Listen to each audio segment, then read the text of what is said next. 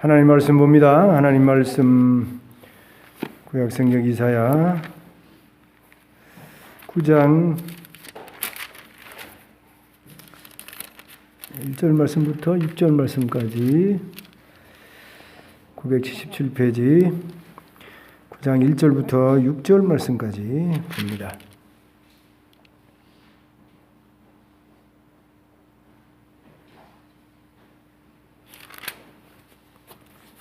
7절까지 봅시다. 9장 1절부터 7절까지. 전에 고통받던 자들에게는 흑암이 없으리로다. 옛적에는 여호와께서 스불론 땅과 납달리 땅이 멸시를 당하게 하셨더니 후에는 해변길과 요단 저쪽 이방의 갈릴리를 영화롭게 하셨느니라. 흑암에 행하던 백성이 큰 빛을 보고 사망의 그늘진 땅에 거주하던 자에게 빛이 비치도다. 주께서 이 나라를 장성하게 하시며 그 즐거움을 더하게 하셨으므로 추수하는 즐거움과 탈취물을 나눌 때의 즐거움 같이 그들이 주 앞에서 즐거워하오니 이는 그들이 무겁게 맨 멍에와 그들의 어깨의 채찍과 그 압제자의 막대기를 주께서 꺾으시되 미디안의 날과 같이 하셨음이니이다. 어지러이 싸우는 군인들의 신과 피 묻은 겉옷이 불에 섭같이 살라지리니 이는 한 아기가 우리에게 낳고 한 아들을 우리에게 주신 바 되었는데 그의 어깨에는 정사를 메었고 그의 이름은 기묘자라 보사라 전능하신 하나님이라 영존하시는 아버지라 평강의 왕이라 할 것임이라. 그의 정사와 평강의 더함이 무궁하며 또 다윗의 왕자와 그의 나라에 군림하여 그 나라를 굳게 세우고 지금 이후로 영원히 정의와 공의로 그것을 보존하실 것이라. 만군의 여호와의 열심히 이를 이루시리라. 아멘.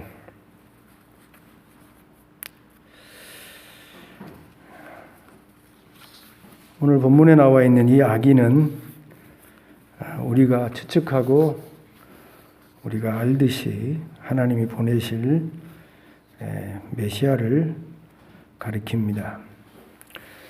하나님이 보내시는 메시아는 히브리 말로 메시아이고 똑같은 말을 헬라어로 바꾸면 그리스도지요. 다른 말이 아닙니다. 똑같은 말이에요. 하나님이 보내시는 메시아 곧 그리스도가 누구인가를 확인하는 것은 너무나도 중요합니다.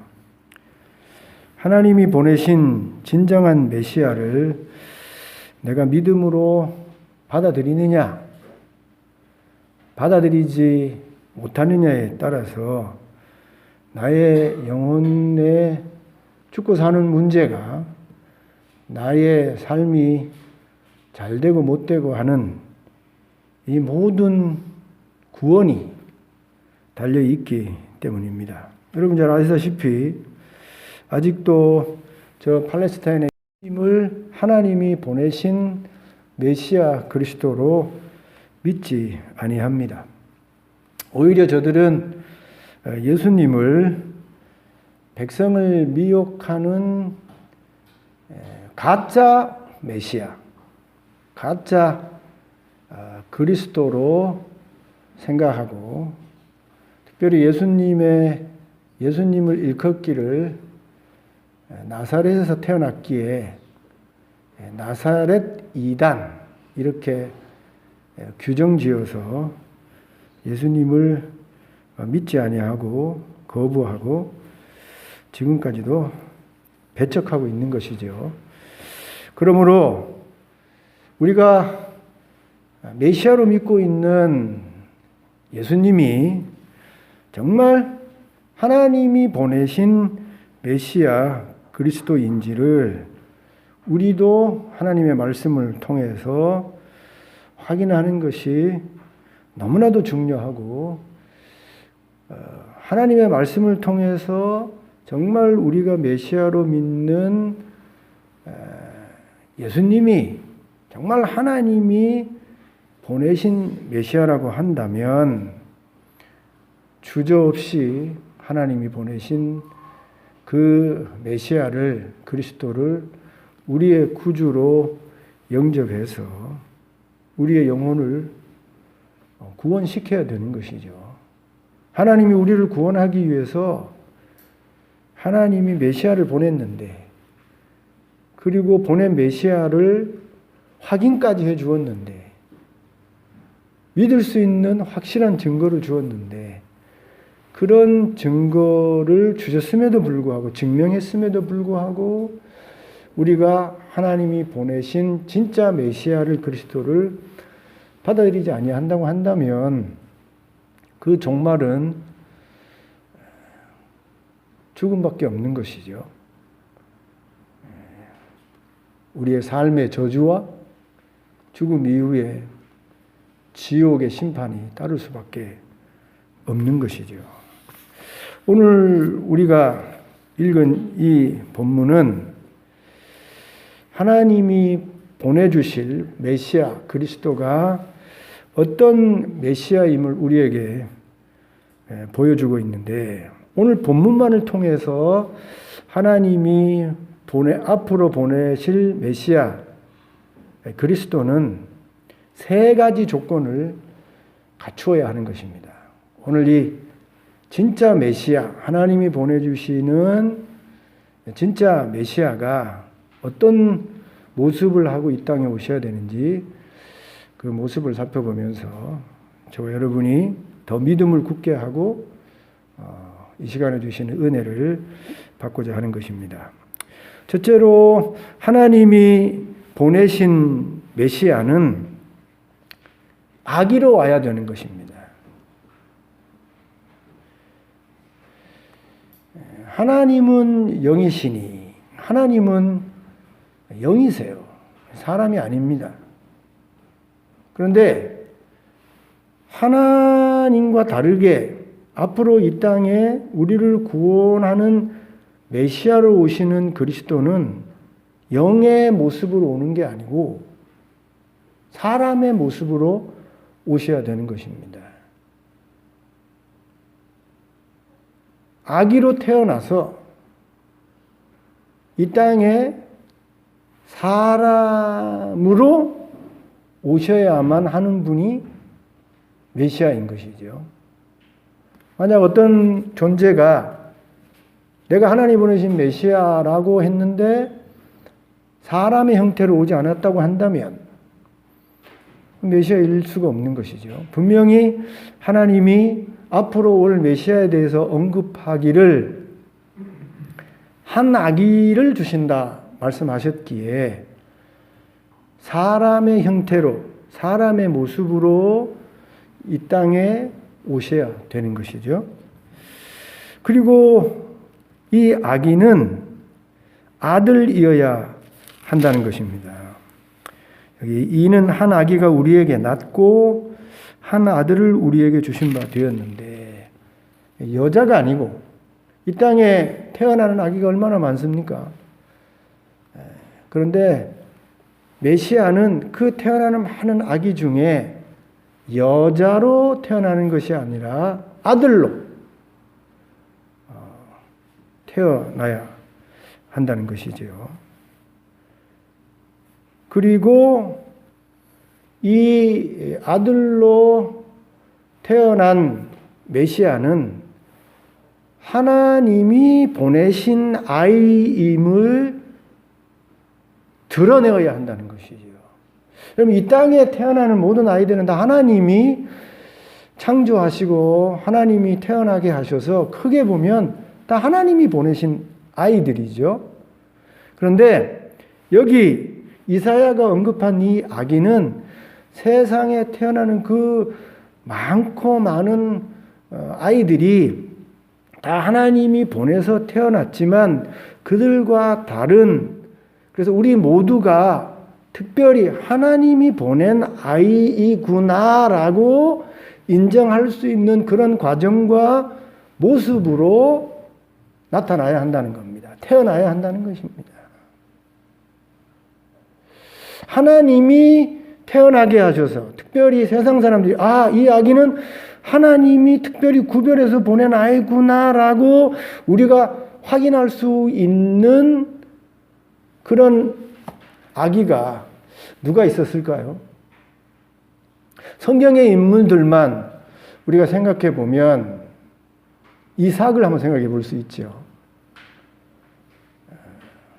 아브라함과 사라가 도무지 아이를 생산할 수 없는, 더 이상 육체적으로는, 과학적으로는, 생물학적으로는 아이를 낳게 할 수 없는 그런 지경에 이르렀는데, 그럼에도 불구하고 하나님이 기적을 통해서 이삭을 주었죠. 그래서 우리 이삭을 보면 이삭은 하나님이 아브라함과 사라에게 준 아이로 우리가 분명히 알 수가 있죠. 그런데 그 이삭은 이사야가 앞으로 올 메시아라고 예언한 그 아이하고는 같을 수가 없어요. 왜냐하면 이사야는 아브라함 이후 아주 오랜 이후의 사람이기에 아무리 이삭이 하나님이 기적으로 아브라함과 사라에게 보내준 확실한 증거가 있음에도 불구하고 우리가 메시아로 볼 수 없는 것이죠. 또 다른 아주 이삭과 같은 특별히 하나님의 기적과 이적으로 이 땅에 태어난 아이가 있습니다. 세례 요한이죠. 그의 어머니 엘리사벳과 사가랴가 아브라함과 사라처럼 이미 나이가 들어서 더 이상 아이를 생산할 수 없는 지경에 놓여 있었습니다. 그런데도 아브라함과 똑같이, 사라와 똑같이 이 엘리사벳과 사가랴가 하나님에 대한 믿음이 있어서 하나님에게 계속해서 하나님 아이를 달라고 기도합니다. 어느 날 사가랴가 성전에 올라가서 하나님 앞에 제사장의 직무를 감당하면서 그때도 하나님 앞에 개인적으로 소원을 아뢰죠. 하나님 아이를 주시옵소서. 그런데 하나님이 그 기도를 들으시고 사가랴에게 나타나서 아이를 주게 될 것이다. 그의 이름을 요한이라고 하라. 하나님 앞에 달라고 기도했는데 정작 하나님이 응답해 주시니까 너무 믿을 수가 없었죠. 그래서 믿지 못하는 그 사가랴를 믿게 하기 위해서 하나님이 벙어리가 되게 합니다. 그래서 아이가 태어날 때까지 10달 가까이 이 사가랴는 말을 못하게 되어지죠. 그래서 주변의 모든 사람들이 그 사가랴의 이상한 말 못하는 모습과 행동을 보고 야, 이거 무슨 일이 있게 되는 모양이다. 그런데 아이를 낳지 못하는 그 엘리사벳이 잉태를 하게 되어지고 그리고 아이를 낳게 되어지고 하나님이 저들에게 알려준 대로 이름을 요한이라 짓게 되어지고 그때 사가랴 입이 풀리게 되어지죠. 주변의 모든 사람이 이 아이는 그냥 보통 태어난 게 아니라 하나님이 특별히 기적과 이적으로 사가랴와 엘리사벳에게 보내준 아이, 하나님이 특별히 보낸 아이로 다 확인할 수 있게 되었던 것이죠. 그리고 하나님이 보내주신 특별한 아이라는 사실은 그가 어머니 뱃속에 있을 때부터 성령이 충만했다는 것입니다. 어머니 뱃속에 있을 때부터 성령 충만해서 태어나서부터 광야로 나가는 거예요. 보통 아이들이 뛰어놀고 철부지 없이 행동할 때에 이 세례 요한은 일찍부터 성령 충만해서 하나님을 아는 지식을 가지고 광야로 나아가서 하나님이 기뻐하는 그 경건의 훈련을 받고 주의 길을 예비하는 선지자로 나서게 되지 않습니까? 그래서 그의 권능이 얼마나 했던지 말라기에서는 세례 요한의 권능을 엘리야로 비교하지 않았습니까? 많은 사람이 세례 요한을 하나님이 보내신 특별한 사람, 하나님이 보내신 선지자로 알고 그에게 나아와서 세례를 받고 하나님의 나라를 준비하는 일을 했습니다. 그래서 이런 태어남이 특별한 이 세례 요한을 보고 하나님이 보내신 아기구나, 특별한 사람이구나, 이분이 메시아이구나, 이분이 그리스도이구나 라고 생각을 해서 사람들이 세례 요한에게 당신이 메시아입니까? 당신이 하나님이 특별하게 우리가 확인할 수 있는 그런 사람으로 오신 그리스도입니까? 라고 물어보게 되지요. 충분히 그럴 수 있지 않습니까?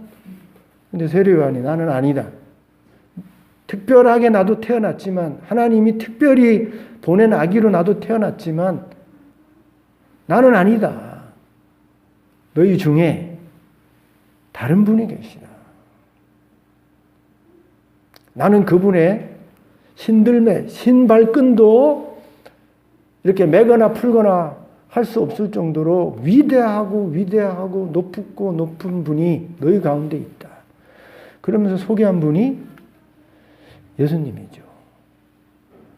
세례 요한이 모든 사람이 그의 특별하게 태어난 모습을 보고 당신은 그리스도일 것입니다. 메시아인 것 같습니다. 이렇게 물을 때 나는 메시아가 아니야. 특별하게 태어났지만 나는 메시아가 아닌데 나보다 더 특별하게 하나님이 이 땅에 보내신 아기가 있어.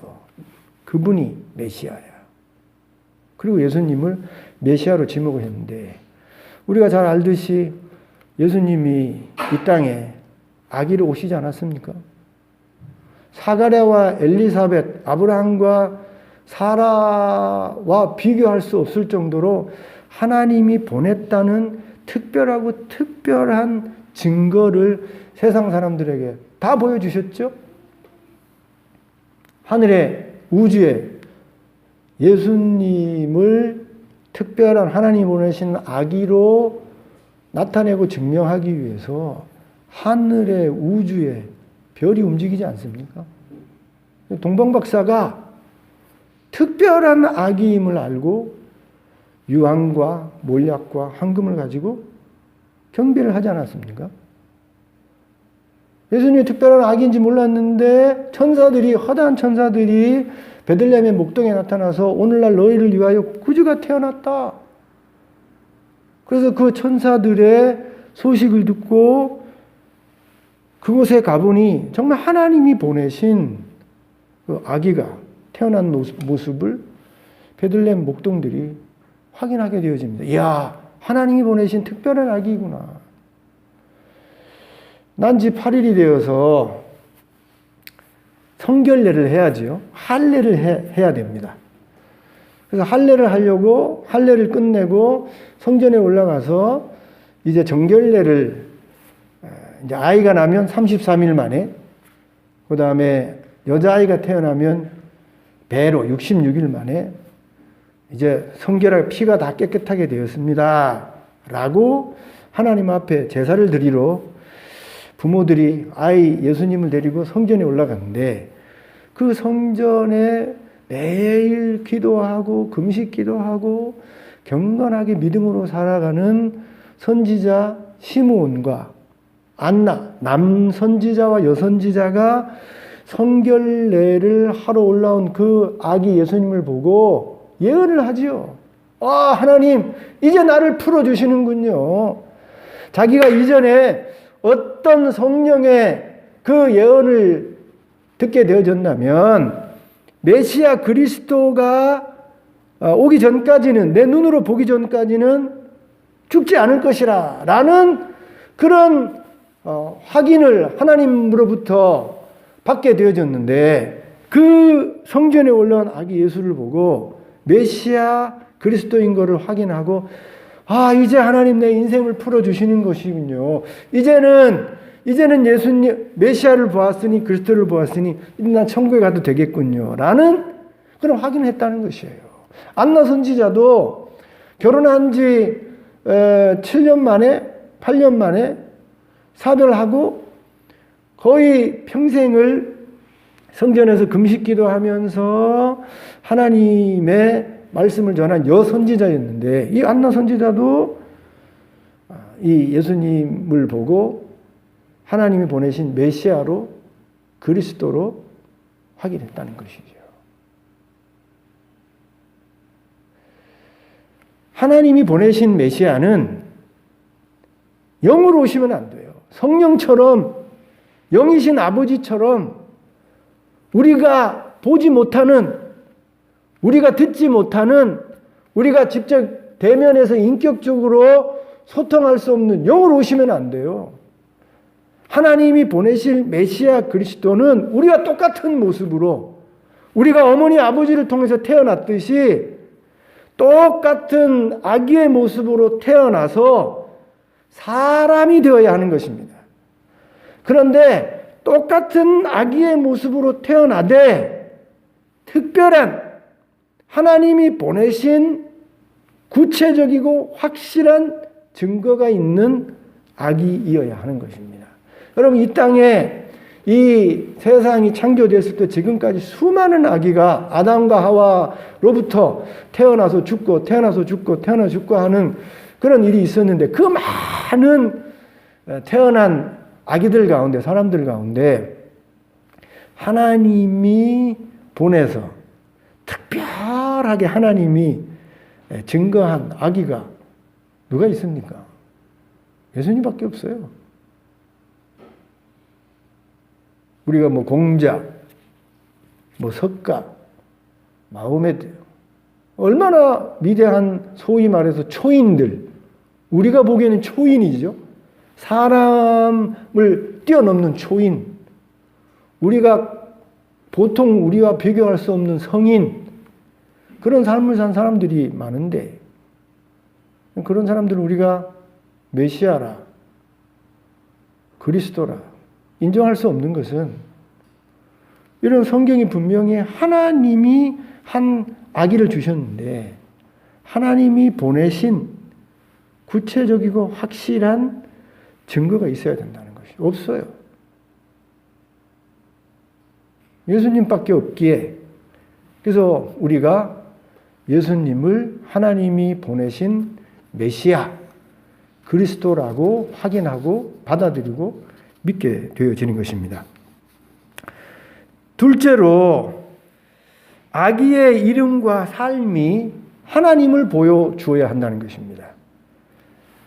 메시아는 아기이어야 하는데 그 메시아로 온 아기가, 아기의 이름이, 그리고 그 삶이 하나님을 보여주어야 한다는 것입니다. 제 이름은 양승호이죠. 근데 이 양승호 목사라는 이름은요, 저의 정체성의 모든 것을 다 밝혀주지는 않지만 그래도 저의 정체성 일부분을 보여주고 있는 것입니다. 양씨라는 거예요. 양씨. 우리나라의 김이박, 이게 우리나라 성씨의 대부분을 차지하지 않습니까? 그래서 김씨 하면 우리나라 뭐 광산 김씨, 무슨 김씨, 그 사람의 집안과 집안의 내력을 금방 연상할 수 있죠. 정체성을 알 수 있는 거예요. 저는 양씨인데 좀 다른 양씨예요. 보통 우리나라의 양씨는 제주 양씨입니다. 제주 양씨. 제주에 가시면 삼성혈이라고 있어요. 거기에서 세 성이 나왔다 그래요. 뭐 고씨, 부씨, 양씨. 대부분이 이제 제주 양씨인데, 저는 우리나라 성이 아니고 사실은 중국에서 들어온 중국 양씨입니다. 본은 청주예요. 그래서 저의 이름 성의 양자만 봐도 이분은 원래 출신이 여기 우리 한반도가 아니라 중국에서 들어온 성씨구나 라는 사실을 이 이 양자라는 성을 통해서 금방 알 수 있는 것이에요. 저희 형제가 5형제인데 돌림자를 씁니다.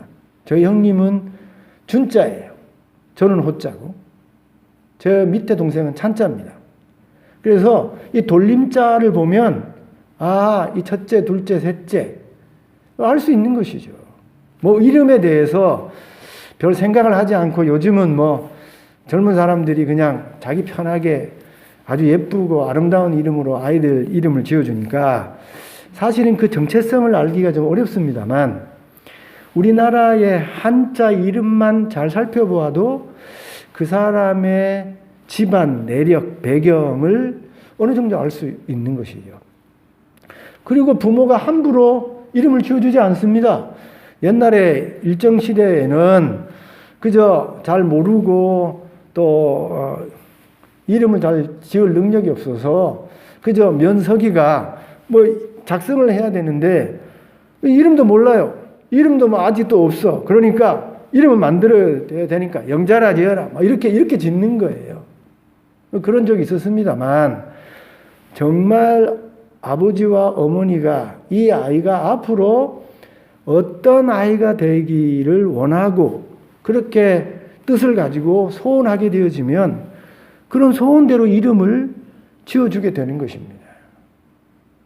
여러분 아브라함 원래 이름이 그냥 아비예요. 큰 아비란 뜻입니다. 근데 하나님이 아브람이라는 일반적인 큰 아비라는 뜻의 이 아브라함의 이름을 독특한 정체성을 가지는 이름으로 바꿔주지 않습니까? 열국의 아비가 되라. 그래서 아브람이 아니고 아브라함. 아브라함의 이름 안에는 앞으로 아브라함이 어떻게 존재하고 어떻게 살아야 될 모든 정체성이 그 속에 다 담겨져 있는 거예요.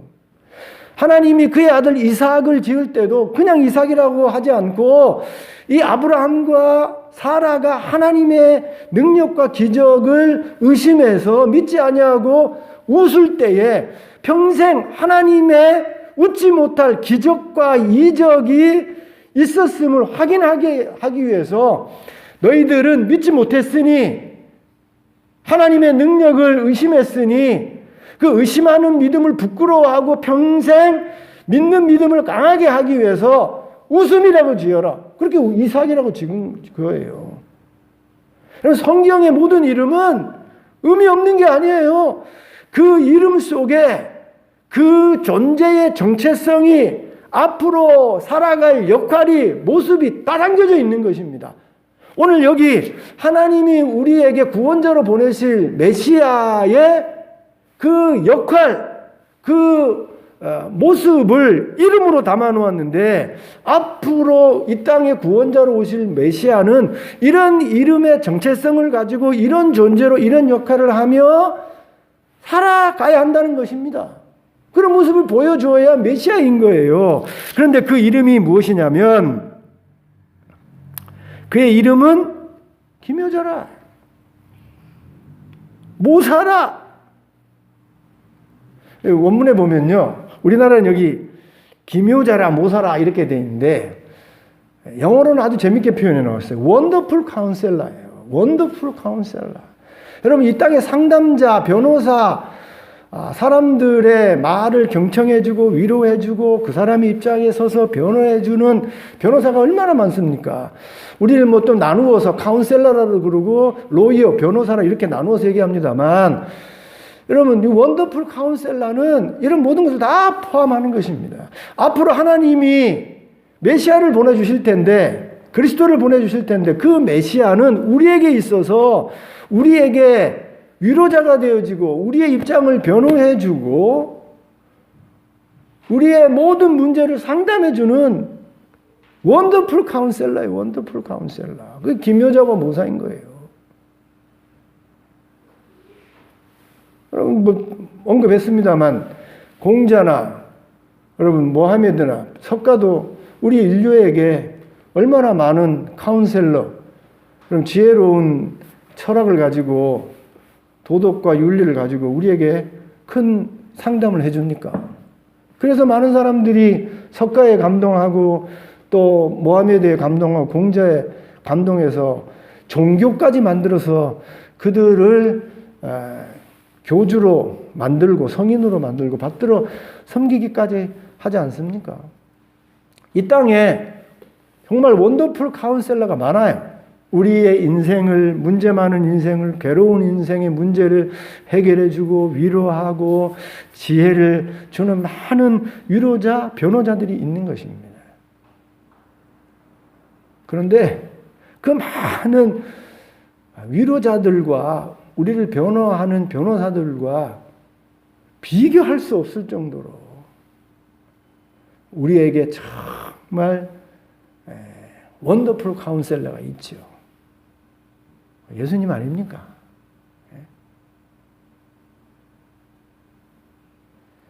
우리 예수님께서 지옥 가는 우리들을 아무 소망이 없지 않습니까?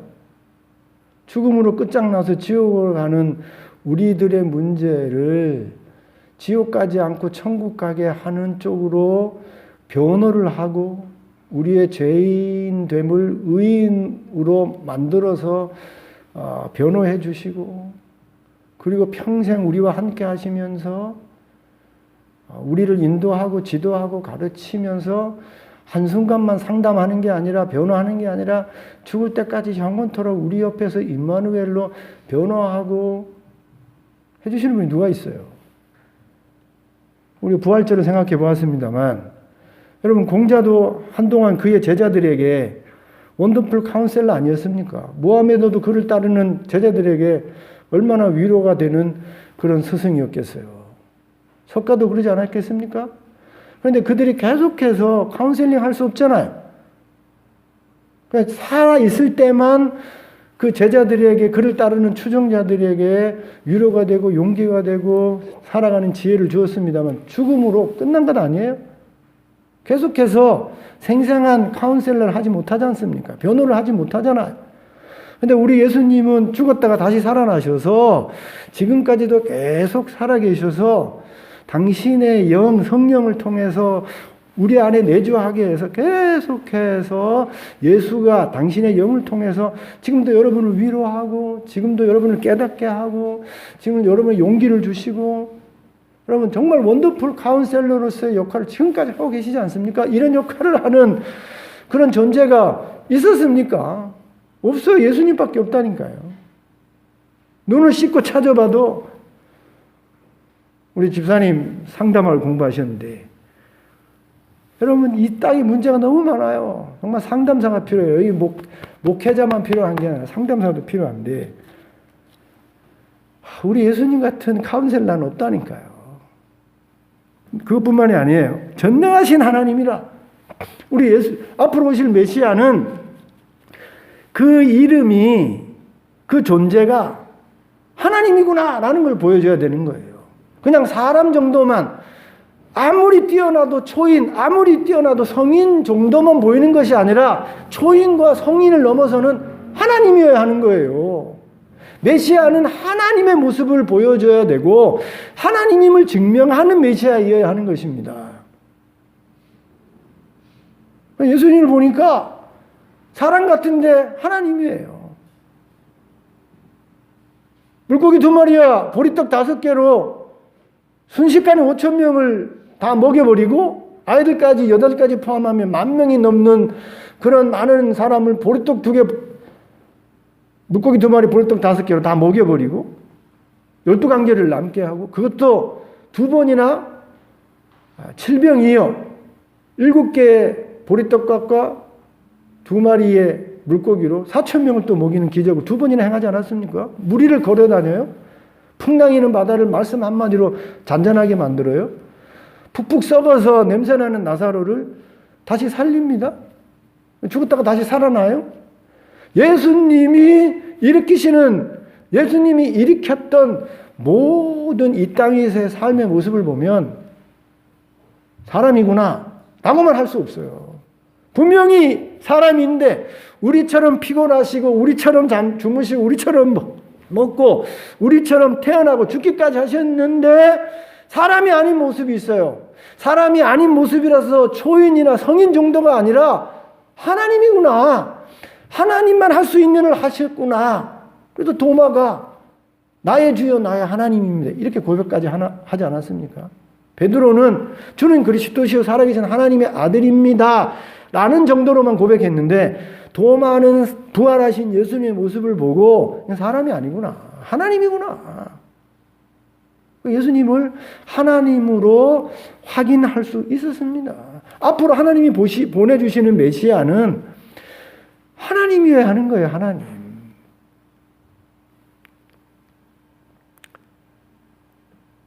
그리고 세 번째 여기 영존하시는 아버지라고 그랬어요. 영존하시는 아버지라. 아버지의 모습을 영이셔서 하나님이 어떤 분인지 우리가 잘 알 수 없는데 아버지의 모습을 그대로 반영하는 분이어야 되는 겁니다. 그냥 한 50%만 달처럼 햇빛을 자기 50%는 흡수하고 50%는 반사하는 반사체가 아니고 100% 반사예요. 100%. 예수님을 보면 하나님 아버지를 볼 수 있어야 되는 거예요. 100% 볼 수 있어야 되는 거예요. 그래서 빌립이 어느 날 아버지를 보여주시옵소서 예수님에게 이렇게 요구했을 때에 예수님이 그렇게 말하지 않습니까? 나를 본 자는 아버지를 이미 보았거늘 어찌하여 아버지를 보여주라고 하느냐. 이 말은 예수님의 말과 행동과 삶 그 자체가 다 하나님의 아버지의 뜻과 모습과 삶이 다 녹아 있어서 100% 아버지의 모습을 보여주는 거예요. 예수님의 말, 예수님의 행동, 예수님의 뜻, 예수님의 삶의 모습이 하나님 아버지의 모습인 거예요. 그래서 일체가 되는 겁니다. 아버지와 나는 하나이다.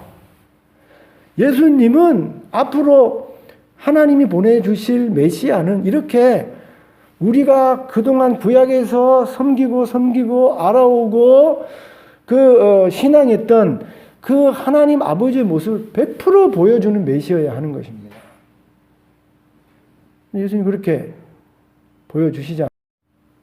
하나님 아버지의 마음을 가지고 잃어버린 양떼를 찾아서 그 하나님의 긍휼과 자비의 모습을 다 보여주시고 또 하나님의 무서운 공의와 심판의 모습을 보여주시지 않습니까? 성전에서 성전을 더럽히는 저들을 향해서 화했을진저 이 외식하는 바리새인들아 너희들 마귀 새끼다 봐요.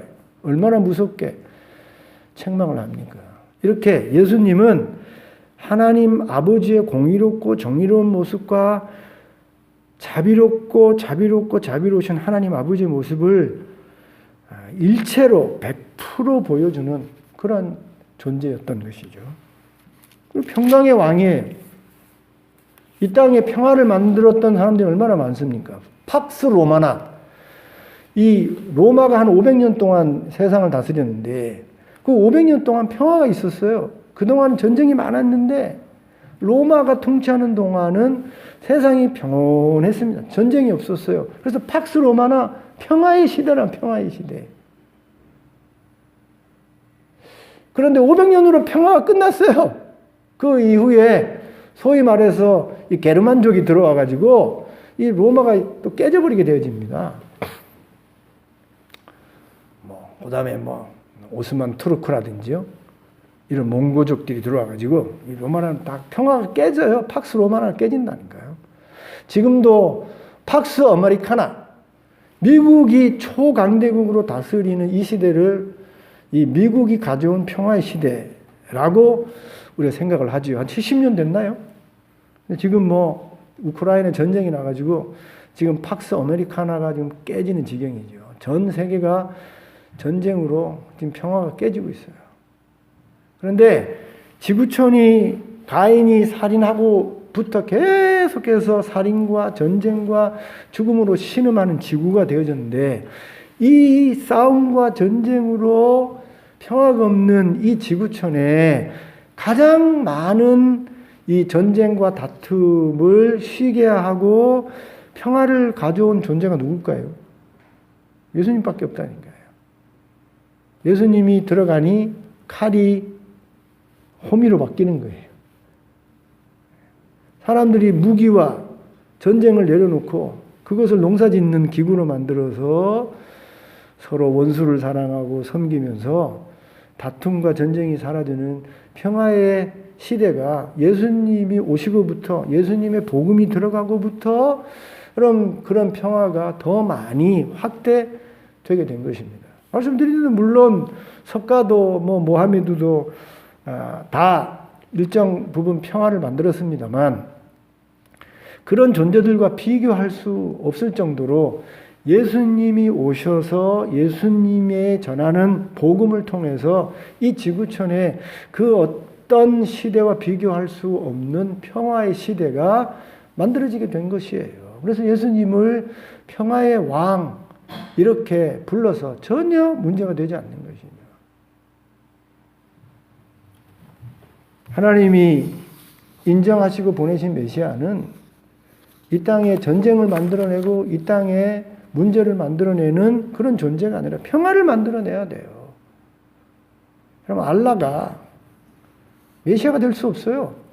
왜냐하면 여러분 알다시피 이 이슬람 그 종교가 들어가면 거긴 전쟁이 일어나는 겁니다. 분쟁이 일어나요. 왜냐하면 한쪽에는 칼이고 한쪽에는 코란이기 때문입니다. 안 믿으면 죽이는 거예요. 그런데 우리 기독교는 그런 게 없죠. 원수까지 사랑하라는 그런 사랑을 가지고 나아가니 그 속에 전쟁이 아니라 평화가 있어질 수밖에 없는 것이죠. 셋째로 하나님이 보내시는 메시아는 다윗의 혈통으로 오셔서 영원히 왕으로 다스려야만 하는 존재이어야 하는 것입니다. 다윗의 혈통으로만 와야 메시아가 되는 거예요. 다윗의 혈통으로 오되 영원히 다스려야만 메시아가 되는 겁니다. 북이스라엘 나라는 솔로몬 이후에 여로보암 왕부터 호세아 왕까지 다윗의 혈통이 아니에요. 거긴 짬뽕 혈통이에요. 다윗의 혈통이 아니기 때문에 거긴 볼 것도 없어요. 근데 이 유대 나라는 다윗의 혈통으로 21명의 왕이 있었습니다. 처음 왕이 다윗 왕이죠. 마지막 왕이 시드기야 왕입니다. 21명의 왕이 있었는데 다 다윗의 혈통으로 메시아 그리스도로 볼 수 있어요. 그런데 문제는 이 다윗부터 시드기야 왕까지 다 다윗의 혈통을 이어받은 왕인데 다 죽었다는 거예요. 하나님의 메시아는 영원히 다윗의 왕권을 이어서 통치하는 왕이어야 되는데 다 죽어버렸어요. 그래서 메시아가 될 수 없는 것입니다. 그런데 다윗의 피를 받아서 다윗의 혈통으로 왕족인데 영원히 죽지 아니하고 지금도 왕이 되어서 통치하고 다스리는 존재가 있어요. 누굽니까? 예수님밖에 없다니까요. 예수님의 그 혈통을 추적해 보니 마태복음에 나와 있지 않습니까? 여러분이 읽기 싫어하는 힘들어하는 그 혈통을 보게 되어지면 예수님의 그 혈통이 이어져서 다윗의 혈통으로 예수님이 오셨음을 우리가 확인할 수 있고 그 다윗의 혈통으로 왕족인데 죽지 아니하고 부활하셔서 지금 하나님 우편에서 왕으로 통치하고 다스리고 계시는 것입니다. 빌라도가요, 예수님을 십자가에 못 박아 죽일 때에 아주 이상한 팻말을 십자가 위에 못 박아 놓습니다. 히브리 말로, 헬라 말로, 로마 말로 적어서 거기다 표시를 하는데 뭐라고 적었어요? 유대인의 왕 이렇게 적었어요. 아니다, 그거 제 잘못된 거다, 그거 바꿔라. 근데 빌라도가 고집을 핍니다. 내가 뜻이 있어서 쓴 것이다. 왕이에요, 왕.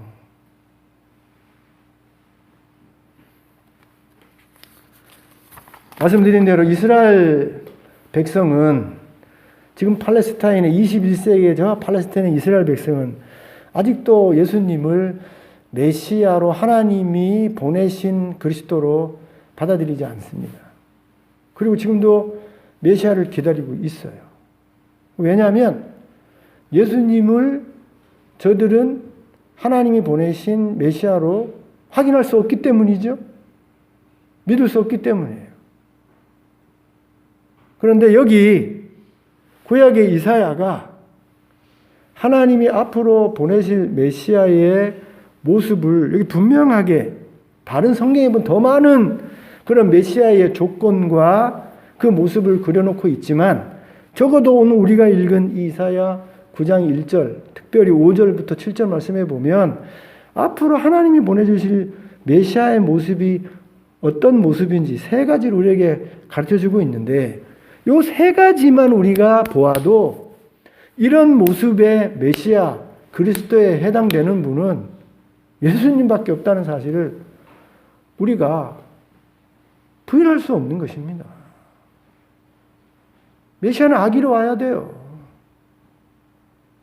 하나님이 보내주신 아기로 와야 되는 겁니다. 수많은 세상에 아기가 있지만 그 하나님이 태어나게 한 수많은 아기 중에 여자가 아니라 아들이어야 하고 아들이어야 하지만 하나님이 특별하게 구별해서 보내신 그런 모습을 나타내 보여줘야 하는 것입니다. 그 아이는요, 예수님밖에 없다니까요.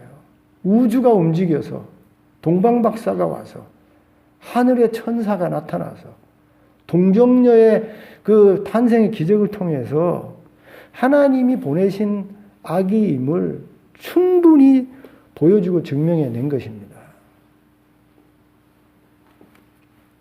하나님이 보내신 메시아는 그 이름이 그 앞으로 살아갈 그 역할과 존재의 모습과 정체성을 다 보여줘야 되는 거예요. 그 이름이 그의 삶이 그런 정체성을 보여주지 않으면 메시아일 수 없는 것이죠. 원더풀 카운셀러가 돼야 돼요. 우리 문제 많은 인생과 이 지구촌의 문제를 위로하고 해결하고 변호하고 심지어 자기 몸을 던져서까지도 변호하고 해결하는 그런 원더풀 카운셀러가 돼야 되는 겁니다. 그리고 하나님의 모습을 보여줘야 돼요. 그저 고작 할 수 있는 게 성인, 초인 정도가 아니라 성인과 초인을 뛰어넘어서서 우리 입으로 하나님이구나 라고 고백할 수 있는 존재이어야 하는 것이죠. 그리고 우리가 그렇게 마음을 다하고 뜻을 다하고 성품을 다하고 믿고 섬기려고 하는 그 아버지의 모습을 다 보여주어야 하는 존재이어야 하는 것입니다. 그리고 그 메시아라는 존재는 이 땅의 다툼과 전쟁을 만들어내는 존재가 아니라 이 땅에 평화를 가져오게 하는, 예수만 들어가면 그 가정이, 그 직장이, 그 교회가, 그 사회가 전쟁이 사라지고 다툼이 사라지고 평화가 임하는 그런 존재여야 하는 것이죠.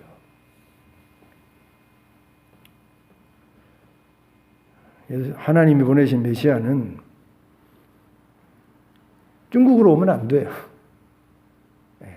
저기 유럽에 어떤 존재로 오면 안 되는 것입니다. 메시아는 다윗의 혈통으로 가야 돼요. 다윗의 혈통. 우리나라에 이단들이 얼마나 많습니까? 그렇지 않습니까? 이만희도 그렇죠.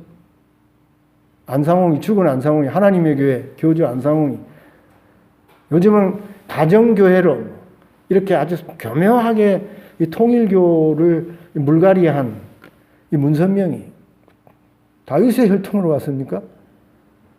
우리 한민족의 혈통으로 왔잖아요. 다 가짜예요, 가짜. 이 이사야가 앞으로 하나님이 보내실 메시아가 어떤 존재임을 여기 분명하게 적어놨는데 이 세 가지 조건에 만족하는 이 땅의 그 존재는 예수님밖에 없어요. 그래서 우리가 예수님을 메시아로 그리스도로 확인하고 받아들이고 영접하게 되어지는 것입니다. 시편 2편 요것만 보고 마치겠습니다. 시편 2편 한번 보십시다.